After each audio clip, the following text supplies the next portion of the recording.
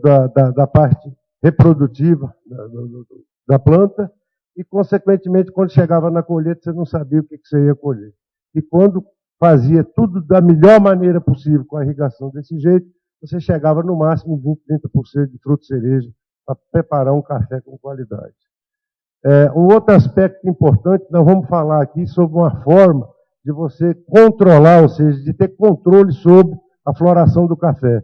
Por que isso é importante na nossa região de Cerrado e nessas regiões um pouco mais quentes? Porque se você tiver floração com temperatura superior a 34 graus, é isso aí que acontece, não há pegamento da florada. Aqui no oeste da Bahia, vocês veem de um lado um café que passou por um período de estresse hídrico, que nós vamos mostrar o que é isso, um café em crescimento para a próxima safra. E o outro, do lado, numa pequena gleba que nós deixamos de amostra, aonde não pegou a floração em função de temperatura inadequada no momento da floração. Então, cafeira arábica tem essa característica, e a gente tem que ter controle sobre o que a planta está fazendo e para que ocorra no momento certo e você tenha o máximo aproveitamento. Nós fizemos nosso trabalho de pesquisa todo iniciado nessa área, na Embrapa Cerrado, onde nós tínhamos tratamento de água, tratamento de estresse hídrico, começamos com o número de dias sem irrigação, buscando o quê? Qual o período adequado de aplicar o estresse hídrico e qual a magnitude desse estresse hídrico. Para que estresse hídrico? Porque a gente já tinha de antemão algum conhecimento de que se a planta passasse por um período de estresse hídrico, teve o café irrigado, ocorria igual no sequeiro. Você tem um período de estresse hídrico, quando vem uma chuva muito boa, o que acontece? Você tem aquela floração exuberante e uniforme. Então, nós definimos com essa pesquisa em relação ao estresse hídrico que o café pode passar por um período em torno de 70 dias, daquele período aí de 20 a 24 de junho, e você vai acompanhando o desenvolvimento das gemas, e você suspende a irrigação e vai acompanhando, até que mais de 80% dessas gemas atinge o estado de desenvolvimento que a gente chama de E4, ou seja, é aquele grãozinho de arroz que caiu água, ela vai, então, comecei e vai abrir a floração. A data limite aqui para a região de Cerrado, para voltar a irrigação, é 4 de setembro. Por que 4 de setembro? Porque se temperaturas elevadas no final de setembro, muitas vezes a cada 3, 4 anos, isso ocorre e faz com que você perca a floração em função de estar ocorrendo essas temperaturas elevadas do momento da floração do café. Por que isso acontece? Porque com temperatura elevada, o tubo polínico, ele amadurece antes de atingir o óvulo. Então, o pólen não consegue atingir o óvulo para fecundar. O que é uma gema no estádio E4? É exatamente isso daí. Você usando essa tecnologia, você consegue, então, uma floração uniforme, consequentemente, você tem maturação uniforme, e aí você tem um ganho de rendimento. Ali nós estamos falando de 1,8, menos 1,8 megapascal, que seria aquela condição de 70 dias, de 20 a 24 de junho até 4 de setembro, mostrando ganho de produtividade. Por que o ganho de produtividade? Porque você deixa de perder aquele café das primeiras florações, que vão cair, secar na planta, cair e ficar ardido, impróprio para utilização, e você tem um melhor enchimento dos frutos, ou seja, você deixa de ter aquela grande quantidade de fruto verde das últimas florações que não completaram o enchimento de grão. Isso dá um ganho aí de 7 a 12% de ganho em termos de produtividade. O que acontece quando a planta passa por um estresse hídrico, que você uniformiza, sincroniza o desenvolvimento da gema e tem essa floração uniforme? Você consegue aqui em torno de 80% ou mais de 80% de fruto cereja no momento da colheita. Então, você tem uma maior percentual de fruto que pode ser tratado como um café especial, um café com melhor valor agregado no mercado. Em relação à água, se você irriga durante todo o ano, que a gente chama lá de RH1, você gasta em torno de 1.400 milímetros de água no café, se irrigar durante todo o ano. Isso te dá em torno de 2,6 kg de café por milímetro de água aplicada. Se você faz um estresse adequado você passa, então, para uma maior eficiência no uso da água, em torno de 4,1 kg de café por milímetro de água aplicada. E economiza em torno de 33% da água e da energia usada na irrigação. Nós pegamos essa tecnologia em 2005 para 2006, trouxemos, então, para o oeste da Bahia, o sudoeste de Minas, ou seja, para várias regiões de produção de café irrigado. Aqui está o exemplo, por exemplo, na Lagoa do Oeste, Pivô 1 da Lagoa do Oeste. Aqui está o exemplo de uma lavoura antiga, de 9 anos, 9 safras já, ó, uma lavoura de 9 safras, mostrando que você pode aplicar o paredão na agronão. Isso é o tipo de café que você está colhendo, e aí um exemplo da colheitadeira pegando esse café cereja no campo. Olha o café que se tira no campo, isso é café vindo da roça, você então tem condição de ter um grande percentual do seu café descascado ou despolpado, para preparar um café de melhor qualidade. E nessas fazendas todas, naquelas áreas que nós utilizamos como validação, nós tivemos uma colheita única naquela época. Hoje o Rafael vai mostrar aqui agora mesmo que existe uma outra forma de fazer isso para ter um melhor aproveitamento da produção, mas produtividade de 50, 70 sacos, café cereja acima de 80%. O oeste da Bahia nunca tinha bebido um café mole, só produzia café de péssima qualidade. Nós tivemos aqui café bebendo estritamente mole, redução de 20% para 10% de grãos defeituosos. Por quê? Porque você teve um melhor enchimento desse fruto, ou seja, uma melhor granação desse fruto. Redução de 40% da operação de máquinas, porque se fazia a colheita do ponteiro, depois do lado do sol, depois de toda a planta, para tentar tirar 30% de fruto cereja e fazer café especial. Maior aproveitamento e melhor qualidade da varrição, porque ela vai acontecer fora, não está molhado, ou seja, o solo não está úmido, e naquela condição teve 40% de redução de água e de energia a nível de propriedade rural. Nós levamos isso para o sul de Minas Gerais, aí vocês estão vendo no fundo o Lago de Furnas, irrigação por gotejamento, e funcionou muito parecido. É uma condição que pode ocorrer chuva no meio do período de estresse hídrico, então você não consegue 100% do efeito da tecnologia, mas você consegue alguns ganhos. Nós tivemos esse tipo de uniformidade lá na Fazenda Santa Helena, na colheita do café, todos de uma vez, e foi interessante que sem o estresse hídrico eles tinham até 5 períodos de floração, e conseguiu no máximo 43% de café cereja. Com o estresse hídrico nós reduzimos o período de floração para 2 e com 60%, 60 e poucos por cento de frutos cereja no momento. Ou seja, uma melhora disso, além da economia de água e de energia, e com um período, ou seja, uma redução grande de frutos, boias e frutos verdes. A estratégia, nós estamos falando em estresse hídrico num período muito definido, que é o período mais frio e mais seco do ano. Nós estamos economizando água, nós estamos economizando energia, no período mais seco do ano. Quando todas as culturas estão brigando por água, o café pode ficar sem irrigar. Como o café de sequeiro no sul de Minas fica sem irrigação no alto da montanha, no café de sequeiro. Agora, fora do período de estresse hídrico, você não pode deixar a planta sofrer, senão você vai ter problema de enchimento de grão, de crescimento de novos ramos, novos nós, novas gemas para a produção do ano seguinte. Você tem vários sistemas de irrigação, nós temos um mercado hoje, e graças a Deus, nós temos empresas que produzem equipamentos de qualidade no Brasil, então nós podemos optar por irrigação localizada ou gotejamento olepo, com maior eficiência no uso da água, principalmente para a cafeicultura, no café plantado em círculo. Por que trabalhar com déficit hídrico? Estratégia para aumentar a eficiência de uso de água, restrição hídrica limitada a estado tecnológico, e você pode deixar a planta passar por esse período de falta de água. Fora daquele período, você não pode deixar a planta sofrer estresse hídrico. Qual que é o objetivo? Maximizar a produtividade e qualidade, decresce risco de doença associada à alta umidade, decresce lixiviação de nutrientes e minimiza custo de produção. Esse é o objetivo de tudo isso, para poder tornar a cafeicultura sustentável e com menor custo de produção. Para manejar a irrigação, você tem várias opções. Você pode utilizar medida de solo, medida de classe A, ou modelos matemáticos baseados em dados climatológicos.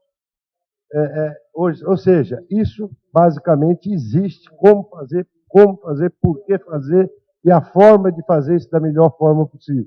Então, nós temos tecnologia para isso. Depois do período de estresse hídrico, tem que tomar muito cuidado, porque nós deixamos a planta consumir toda a água do perfil do solo. Então, a primeira irrigação, ou as primeiras irrigações, no menor espaço possível, tem que ser feita para encher o perfil do solo, para que a floração venha uniforme e exuberante. Com isso, você tem que aplicar no mínimo 40 milímetros, o mais rápido que você puder, depois do período de estresse hídrico, para garantir essa floração. Nós trabalhamos com os coeficientes de cultura, tanto para café em formação, como para café já adulto, em produção. E com base nisso, nós desenvolvemos, a Embrapa desenvolveu um programa de manejo de irrigação, de monitoramento de irrigação, baseado em coisas extremamente simples. Nós precisamos só entrar nesse programa que está grátis, ou seja, disponibilizado gratuitamente. Ele entra, escolhe café, manda continuar, e você vai só dizer se a planta é até 2 anos, ou se está em formação, ou se a planta já está num período de formação. E vai dizer se o solo é arenoso e argiloso. Isso não quer dizer que nós estamos tentando classificar solo. É só para efeito de manejo de irrigação, em relação à capacidade de retenção daqueles solos. Se você escolhe um solo arenoso e vai em frente, você vai ver que seu turno de rega vai ser de 3 dias. E tanto o solo argiloso como arenoso, se for irrigação localizada, ele também fixa em 3 dias. Quando você tem irrigação de área total com solo argiloso, ele vai te jogar você com um intervalo de irrigação de 5 dias, em função do armazenamento e da retenção de água daquele solo. Você entra no programa, ele te dá lá que naquele dia você tem que aplicar 14 milímetros de lâmina líquida. Nós produzimos uma tabelinha de Excel, onde nós disponibilizamos para o produtor, onde você entra com as características da lavoura, características do seu equipamento de irrigação, e aqui ele entra com a lâmina do programa, a primeira sempre completando aqueles 40 milímetros no mínimo, e a partir daí você entra com precipitação, a lâmina, você entra com a lâmina do programa, com o que choveu, medido ao lado da área, porque isso tem que ser descontado daquilo que você vai aplicar, e o programa te dá, então, quantas horas ou quantos dias você vai gastar para dar uma volta no seu pivô, e a regulagem do P6 de centímetro, ou o tempo necessário, no caso do gotejamento, para você irrigar cada setor. Isso aí nós fornecemos gratuitamente para cada pessoa que solicitar, porque nós não podemos soltar isso desse jeito para as pessoas não fazerem errado. Nós temos que utilizar as características de cada equipamento, de cada lavoura, de cada solo e de cada situação para passar as coisas de uma forma correta que vai funcionar de uma forma adequada. Lá na Lagoa do Oeste são 1.600 hectares de café. Isso aí é um exemplo da área de pivô. Aqui nós temos pivô 4, que é pivô de área total, os outros são pivô lepa.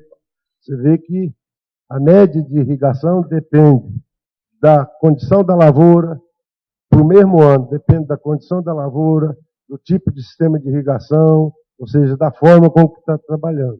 Então, antigamente se aplicava, lá no oeste da Bahia, você tinha em torno de 1.000 milímetros de chuva, e se aplicava mais 1.600, 1.800 milímetros de água, porque queria se irrigar o café durante todo o ano sem controle nenhum.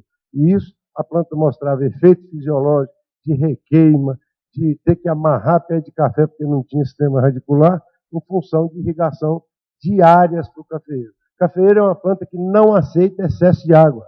Ela aceita um monte de desaforo, mas excesso de água no solo, porque a raiz da planta ela só absorve nutrientes por um processo ativo, ela tem que estar respirando. Se você mantém o solo sempre saturado, essa raiz não vai absorver nem água nem nutrientes. E às vezes você vê a planta murcha com excesso de água no solo que ela não consegue absorver. Nós trabalhamos também com a questão, o estresse hídrico, nenhuma tecnologia sozinha resolve o problema da cafeicultura. É um conjunto de tecnologia para que você possa ter o máximo proveito da sua lavoura. Nós sentimos necessidade também, e naquele experimento que eu mostrei inicial, onde nós trabalhamos com N, com dose de fósforo, com dose de potássio. Em relação a N, nós não tivemos ganho nenhum ao que os produtores faziam, em torno de 400 kg de N para produzir 670 sacos. Não ganhamos nada com isso. Em relação a potássio, muito parecido, 670 sacos, aqui em torno de 350, 450 a 400 quilos de K2O. Ou seja, exatamente aquilo que os melhores produtores já faziam. Agora, em relação a fósforo, a nossa resposta foi exatamente o contrário. Ou seja, quando se dizia que café não respondia a fósforo, nós tínhamos uma resposta linear à produtividade em função do aumento das doses de fósforo. Até 400 quilos nesse caso aí. Hoje já tem gente, igual o Paulo Gontijo, trabalhando com 600 quilos, com fontes diferentes e mostrando que está indo linear até 600 quilos por hectare. Em relação ao P na folha, se você buscar livro, você vai ver que eles estão falando lá em 1,6, 1,7. Isso aqui é para onde não tem fósforo. É a lavoura sofrendo fome, falta de energia.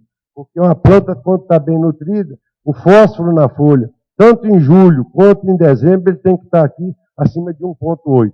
Isso é um indicativo de que a planta não está bem suprida de fósforo, se ela estiver nessa faixa aqui, até 1,65, 1,70.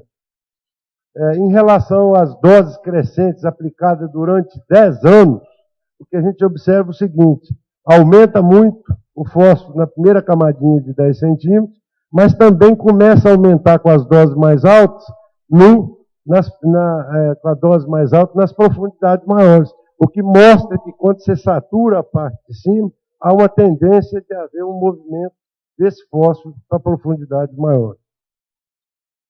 Aí nós vamos agora ir para a validação sobre equilíbrio nutricional no oeste da Bahia. Quando nós chegamos no oeste da Bahia e começamos com estresse hídrico, nós percebemos que algumas lavouras, elas repetiam safra. E outras lavouras, mesmo você fazendo tudo direitinho, ela crescia e acontecia isso aqui, não formava gemas. Se formava era 1, 2, 3 gemas, ou seja, mostrando que a lavoura estava depauperada. Foi aí então que nós começamos a questão do fósforo, dos nossos resultados de pesquisa, que nós não queríamos mostrar por achar que a gente estava errado, porque estava contra tudo que estava escrito. Então nós entramos com a questão do fósforo lá, e nós vimos que depois que nós aplicamos o fósforo para doses elevadas, nós tivemos então o crescimento radicular exuberante, aquela raiz superficial, radicela superficial, que são responsáveis pela absorção de fósforo, você está ali com a boca aberta. E o café, mesmo com carga, crescendo e formando gema para produzir e repetir safra. Isso aí é um exemplo de uma planta de café que a gente gosta, ou seja, ela está vestida, ela está com produção e vestida, ou seja, significa que ela vai produzir e o ano que vem vai produzir de novo. Porque quando você vê a safra para fora, aquele monte de fruto de café na ponta do ramo, você sabe que você vai colher e no outro ano não dá nada. A evolução da produção nas fazendas, lá, Lagoa do Oeste e Rio de Janeiro. Nós tivemos aqui uma produção alta, que foi quando foi vendida a fazenda, e o Grupo Espírito Santo, na época, fez tudo o que tinha que fazer para ter uma alta produção e vender a fazenda. Aí essa fazenda foi vendida, quem entrou lá teve um problema, um percalços no início, até aceitar que as coisas tinham que ser feitas de outra forma, e a partir desse momento, então, e com a chegada do Rafael na fazenda, nós tivemos safras crescentes em toda a fazenda. Isso é uma fazenda total, um café podado, café em formação, de 1.600 hectares. Isso aqui não foi 60, foi 63 mil sacas de café. O sul de Minas Gerais é a mesma coisa. O produtor, quando tirava uma boa safra, era isso que acontecia para a safra seguinte. Ou seja, bienalidade extremamente acentuada. Isso aqui é a fazenda do Adolfo, uma fazenda de um produtor excelente, um produtor que produz um café, vende para o Japão, um cara caprichoso. No caso do Adolfo, quando a gente analisa aí 4 anos antes e 4 anos depois da mudança na forma de adubar, porque lá é café de sequeiro, ele teve um ganho de 5,1 sacos por hectare. O restante eu não vou falar, porque preço de café ninguém sabe qual que é mais. Uma hora é 300, 500, ou 200 ou 100. Então não vamos entrar para esse lado da história. Mas esse é um dos que teve o menor ganho de produtividade. Nós tivemos produtores com 15,7 sacos por hectare de ganho de produtividade, porque era um produtor que não aplicava determinados nutrientes. No caso do Adolfo, aconteceu um negócio estranho. Nas últimas 4 safras do Adolfo, não tem bienalidade de produção da fazenda toda dele. Com média de sequeiro acima de 40 sacos por hectare. Esse é um negócio interessante. Baseado em quê? Isso aí ocorre por vários motivos. Um bom tratamento fitossanitário, controle de poda, ou seja, um programa de poda e nutrição equilibrada do café. Mostrando que é possível, então, se reduzir drasticamente a bienalidade de produção desde que a lavoura está bem tratada. Isso, para mim, está comprovado nos últimos anos, que a safra brasileira, que sempre era tantos mil sacos, caía para menos da metade, nós temos 2 safras seguidas, só porque o café teve um preço bom e as pessoas trataram melhor o café, nós temos 2 safras, quase 3 safras, com a produção muito semelhante. Mostrando que bienalidade é uma questão de tratar mal a lavoura. Um outro aspecto que nós estamos trabalhando é a questão da braquiária na entrelinha do cafeeiro. Para quê? Ciclagem de nutrientes, incorporação de matéria orgânica, aumento de atividade enzimática e assim por diante. Nós temos aqui um exemplo lá no oeste da Bahia. Isso aí é o cultivo da braquiária. O Rafael vai falar um pouquinho mais sobre os custos disso, mas o mais importante disso, lá na Embrapa Cerrados, em 4 anos nós incorporamos 4,1 toneladas de carbono no solo. Nos agregados, sendo que 67% nos macroagregados. Ou seja, matéria orgânica prontamente, com elementos prontamente disponíveis para as plantas. Atividade enzimática. Mesmo com alta dose de fósforo e braquiária, a fosfatase ácida, que está escrito nos livros por aí, que reduz a atividade dela, houve um aumento da atividade dela em torno de 12%. Aí, o conjunto disso aí, lá na fazenda, teve uma redução de 45% de herbicida, número de roçado de 25%, ou seja, redução de R$ 183 por hectare. Agora, nós temos um problema que é dificuldade na varrição. Aqui, só para chamar a atenção de vocês, a gente tem que quebrar paradigma, isso é café robusto, parceria com o Incapé no Espírito Santo, lá no Cerrado, a 1.030 metros de altitude. Aí você está vendo o detalhe da floração, da maturação.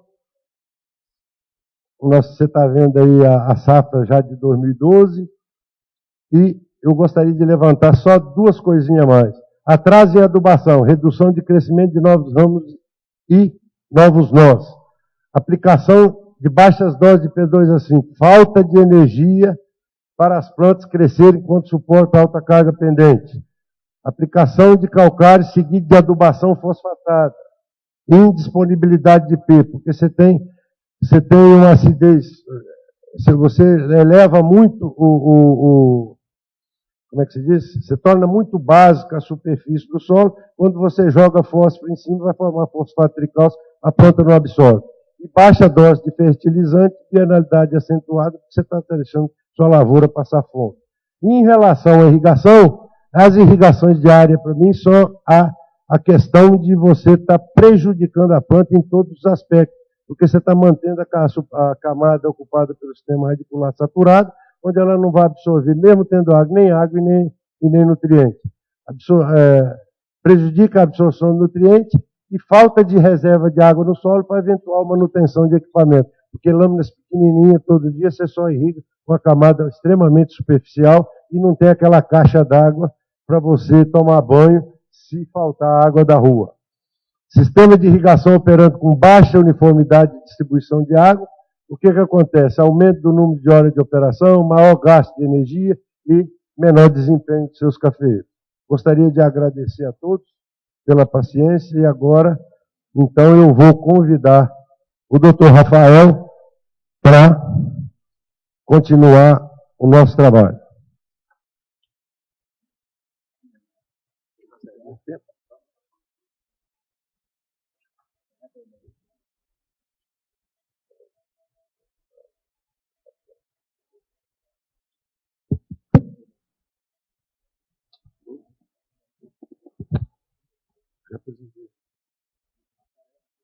Boa tarde a todos. Como o Guerra falou, a gente trabalhou durante 3 anos aí no oeste da Bahia com cafeicultura irrigada, na gestão de 2 propriedades, somando 1.600 hectares, 1.632 hectares. E o meu objetivo aqui, eu não trabalho com pesquisa, nada, mas na parte de extensão.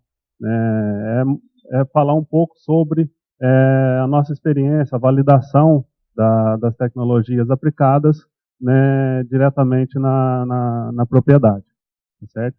A gente trabalhava lá com 2 fazendas, não era toda uma área só, Fazenda Lagoa do Oeste e Rio de Janeiro, né, que somava essa área total. E a região do oeste da Bahia tem algumas características, né, importantes para o cultivo do café. Principalmente hoje a questão da topografia, que a gente elimina muito custo com mão de obra. A cafeicultura na região ela é 100% mecanizada. Além do clima, também e essa topografia favorável ajuda no nosso sistema de produção.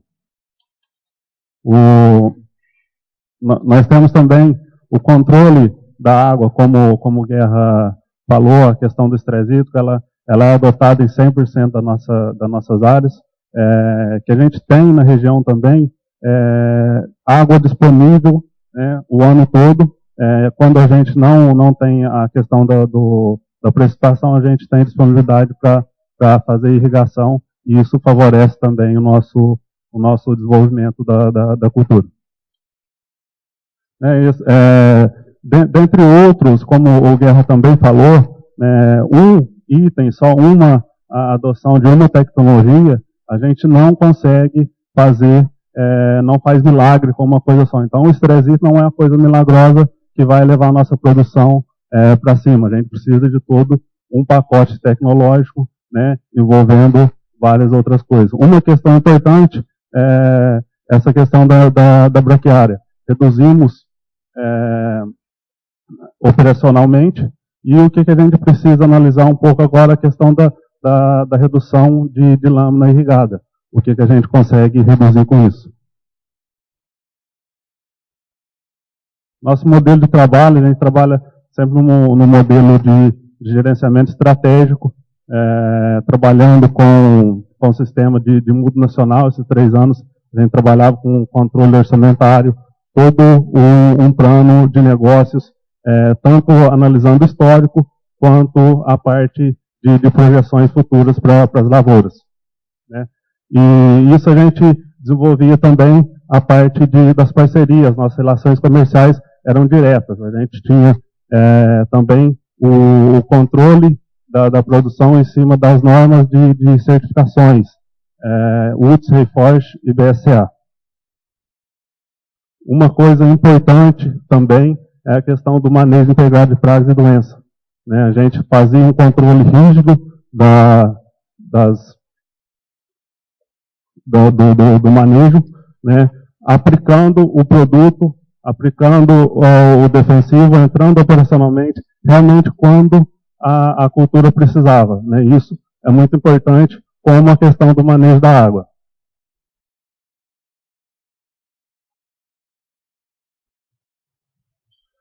Na questão do estresse hídrico, conseguimos reduzir muito, como de R$ 1.020 hectare a gente tinha na irrigação. Isso é histórico da fazenda, não é histórico geral de irrigação das outras regiões. A fazenda ela gastava R$ 1.020 por hectare.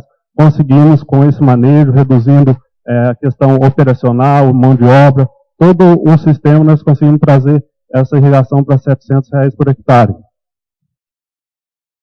Além disso, essa uniformização da maturação, o que a gente conseguiu também? A redução na questão da colheita. Eu vou mostrar um pouco mais à frente o diferencial que a gente fez no período de colheita. Esse é só um exemplo do nosso monitoramento de bicho mineiro, mostrando a evolução e o controle da praga ao longo do ano. No acompanhamento da colheita, esse é o fechamento real nosso, a previsão é uma reprojeção no meio da safra e depois o realizado final. Então tínhamos uma previsão de 60 mil sacas e fechamos no final 66.700 mil sacas. A colheita na região, um fator importante também é a questão do tempo de colheita. Devemos ser muito rápido para tirar o café da planta. para aproveitar melhor essa questão do café cereja. Então, em torno de 40 a 50 dias, a colheita da planta tem que ser realizada. Essas são algumas características do café. Trabalhamos também lá com café o verde descascado, né? E o café nosso exportado diretamente também. Esse é um trabalho que a gente faz, né, de avaliação setorial antes de entrar com a máquina para colher. Então, essa é uma avaliação com a máquina com todas as varetas, colhendo geral da planta. Então, é isso que a gente tem no período de colheita. Então, mesmo com a uniformização dos frutos, a gente não consegue 100% da uniformidade da planta. Então, a gente tem a parte superior, ela tem um volume maior de café cereja. O que a gente faz com isso? A gente tira as varetas da parte inferior da máquina de colher, né, controlando a velocidade de hidratação.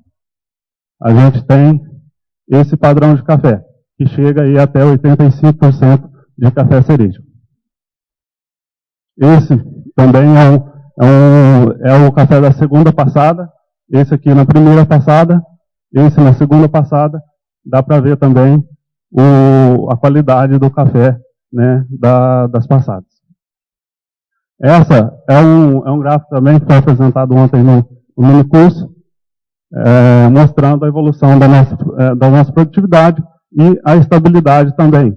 Aqui, se a gente seguir nas projeções, a gente tinha uma previsão para 2014 de 57 mil sacas. Então, não tem aquela queda drástica na produção, né, dos históricos.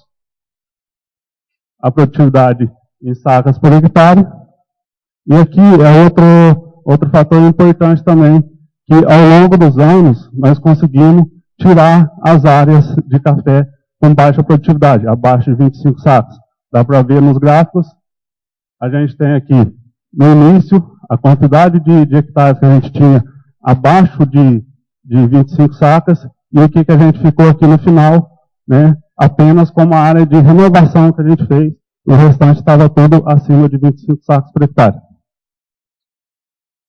Bom, pessoal, é isso que eu tinha para falar para vocês. Depois, no final, se a gente tiver alguma dúvida, alguma coisa, a gente vai voltar a conversar, né? Qualquer dúvida que tiver, depois a gente pode estar esclarecendo também. É mais um depoimento sobre o que a gente desenvolveu, o que a gente trabalhou na região, né, com as parcerias, com a validação das pesquisas. Tá? Muito obrigado.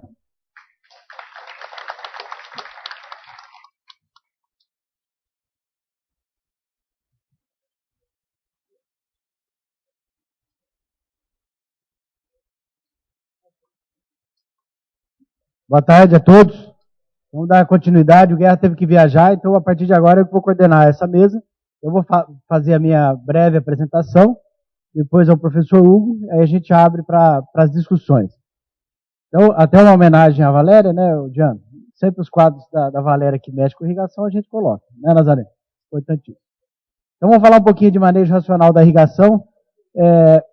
Eu estou como coordenador do Núcleo de Cafeicultura Irrigada, a gente participa do consórcio desde o seu início, e já passamos por vários aí coordenadores do consórcio, era na CIF, depois o Aibiré, depois agora o Bartolo, e sempre apoiando irrigação de café, que antes o pessoal nem falava isso. O pessoal da UFLA, da UFV, sempre trabalhando com isso, e a gente conseguiu tornar isso um foco importante de discussão. Muita coisa aconteceu, o Guerra já apresentou várias.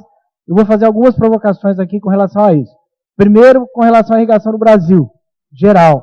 Nós irrigamos muito pouco todas as nossas lavouras. A gente irriga só 5%. Se a gente comparar com o Paquistão irriga 85%. É ridículo que o Brasil irriga de tudo. Tá? E aqui está o potencial que a gente tem para irrigar, lógico, com a infraestrutura hídrica e elétrica que a gente tem hoje. O Hugo depois vai falar na região dele, lá é mais complicado porque tem pouca água, só que tem muita região que tem água. A gente irriga hoje 5 milhões de hectares, hoje, 4 e pouco, quase 5. É possível passar para 30 milhões de hectares. E ainda continua sendo pouco perto de outros países. A China irriga mais de 50 milhões de hectares. A Índia irriga 40 milhões. Então o Brasil ainda está engatinhando com relação a isso. Todas as regiões podem aumentar suas áreas irrigadas. O que é o problema da irrigação no Brasil de expansão? Primeiro, adequação de empreendimento à legislação ambiental. Isso que mata. O Hugo vai falar depois na região dele. Em Minas é complicadíssimo fazer represa, legislação ambiental. Cada estado tem os seus problemas. Alguns favorecem. A maior parte detonam os empreendimentos que tentam regularizar a vazão.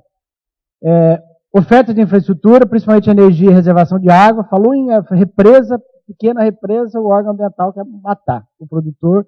Falta prender crime inafiançável. Será que esse é o jeito de fazer as coisas? Eu acho que não. Disponibilidade de crédito, quantidade e oportunidade, mas a presidente Dilma já lançou uma nova lei de irrigação em janeiro agora de 2013. Ela quer dobrar a área irrigada nos próximos 3, 4 anos. E aí para 9 milhões de hectares. Mas para isso ela tem que melhorar um pouquinho a atenção que tem sido dada a isso. Uma das coisas dessa lei, da Política Nacional de Irrigação, bem recente, é obra de infraestrutura de irrigação, inclusive barramentos de cursos d'água, poderão ser considerados de utilidade pública para efeito de licenciamento ambiental. Tá? Então aí não vai facilitar fazer uma represa, a reservação de água para irrigação, desde que utilidade pública. Eu acho que alimento é utilidade pública ou não. Então falta a gente conscientizar os órgãos aí governamentais para que essa lei seja cumprida. Aí a gente vai conseguir fazer isso. O Brasil irriga 260 mil, um pouco mais agora, isso 10% da área, um pouco mais, e isso quase 30% da produção nacional vem de áreas irrigadas. Pega a região que o Rafael trabalha, 100% da área irrigada. Não tem um pé de café que não é irrigado. A cafeicultura irrigada, ela depende de uma série de coisas aqui que tem que dar certo, se der um desses falhar, o negócio cai. Então a gente tem que pensar em bons projetos, equipamentos, o Guerra falou, nós temos os melhores equipamentos do mundo, americanos, israelenses. Saiu lá, no outro dia está aqui, não tem problema. Montagem, o manejo e a manutenção do equipamento também é importantíssimo. Tudo isso aqui pode estar perfeito. Se eu montar errado, fizer a manutenção errada, manejo errado, não funciona. E também parte de consultoria. Então é uma atividade muito especializada. Então a gente tem que ter gente para fazer o serviço correto. O quadro atual nosso, a gente tem um clima desfavorável na grande parte das regiões, mesmo em regiões consideradas aptas, sem irrigação, igual o sul de Minas. Então o sul de Minas, muitos anos aí, 5 anos para trás, até agora, faltou irrigação. Mas esse ano foi bom. Mas é a região do Brasil que mais se irriga café, que mais tem aumentado a irrigação de café. Imagine nas outras, a região que eu estou, Cerrado de Minas, super desfavorável. A região do Giano, muito mais desfavorável que o Cerrado. Balanço hídrico totalmente desfavorável.